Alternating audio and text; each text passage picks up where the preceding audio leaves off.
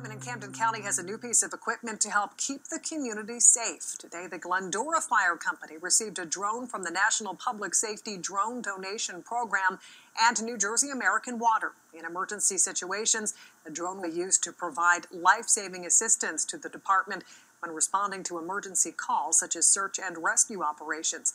Officials say the drone is a creative way to enhance their services and operations to benefit everyone in the community. We're proud to be able to be the first in our area to have this type of technology and be able to use it in our surrounding communities. The National Public Safety Drone Donation Program works to provide public safety departments with the drone technology they otherwise would not be able to afford. To learn more, you can visit nps-ddp.org.